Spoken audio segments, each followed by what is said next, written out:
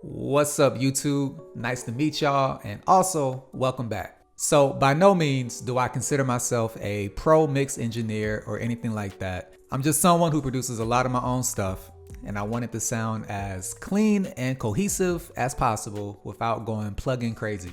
I mostly work in Ableton, and I find myself reaching for the same few stock plugins over and over. They're simple, they're lightweight, and most importantly, they get me the sound I want. So I wanted to share the handful of plugins I use in almost every single mix, plus a few that I pull out every now and again when I want to spice it up a little bit. So without further ado, let's go ahead and jump into it. For me, the glue compressor is an absolute must on my kicks, my snares, and my hi-hats.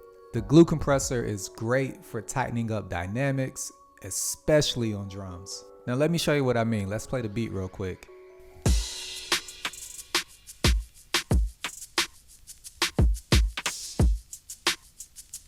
Now we have our kick solo, so let's reset all of our changes here. And I try not to squash the sound. I just want to do enough to control the peaks. So what I like to do is I'll turn the ratio down and then I'll adjust the threshold until it's obvious that the sound is being compressed. And then I bring it back up. The sweet spot for me is somewhere between 0 and 5, so I always watch my meter here. And you can adjust this to taste. And then I do the same process on my snares and my hi-hats until everything sounds the way I want it to sound. Next up, we're going to talk about Ableton's regular compressor. I prefer using this when it comes to instruments or sounds that have longer tails. What I mean by that is, we'll play the sound so you can see what I'm talking about. Now, if you see the sound has this long sustained sound here, it's easier for me to visualize that with this compressor. I prefer the activity view, but you can also look at the transfer curve or you look at the collapse view. It'll all show the same information, but it's just easier for me to visualize what I'm doing to the sound when I see it like this. And again, just like the glue compressor, we're not really trying to over compress it. We just want to affect the sound and then ease back a little bit. Now, if you want to get fancy, what you could also do here is group this compressor. Let's extend this here. Let's extend the rack here. And what we could do is add in a glue compressor, and we can come up to modulators and we can add in a LFO, and we could map the LFO to our threshold here. Let's turn this down so we can actually affect it. And now this gives it a bit more flavor.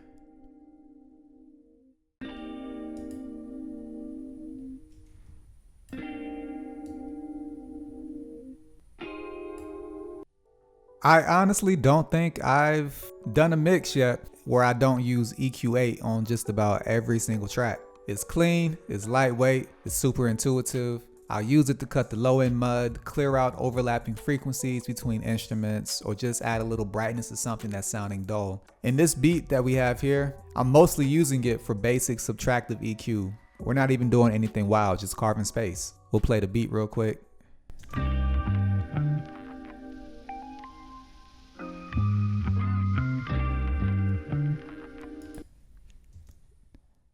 Now, in my opinion, this next one doesn't get talked about enough, but utility is low-key essential. I use it for gain staging, monoing bass, adjusting stereo width. It's one of those tools that quietly keeps your mix under control. And those three things are really all it does, but it does them so well that I end up using it on just about every track. Here on my bass, you see I have utility on the track. We're using it to mono the bass, and we're using it to turn the entire track down 3 decibels. But if I wanted to, I could use this to make the sound wider.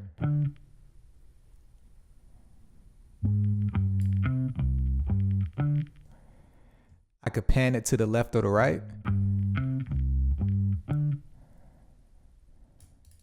Here we added utility to the same key sound that we played earlier. And let's adjust the width.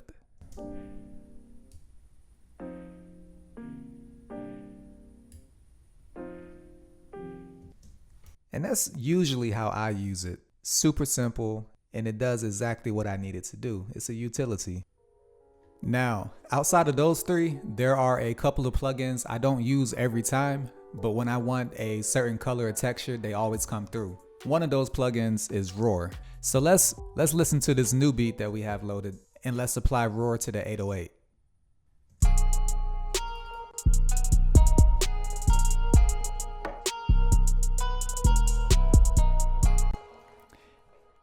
Now this 808 already sounds good, but Roar can give it just a little bit extra. Let's switch the routing to parallel. Let's click on stage 2. Let's turn the shaper to a tube preamp and listen to what it can do with a simple turn of the knob.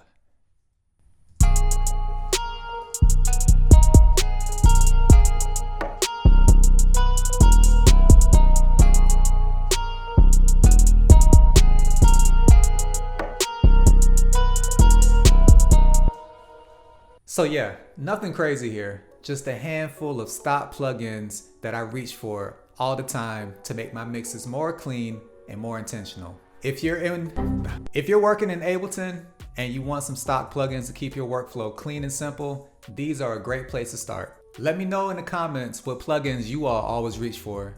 And also, if you want a version of this for vocal mixes, let me know in the comments. I might do a follow-up for that one as well. As always, I appreciate y'all watching this video. Like, comment, and subscribe if you want to. No pressure. Catch y'all next time. Later.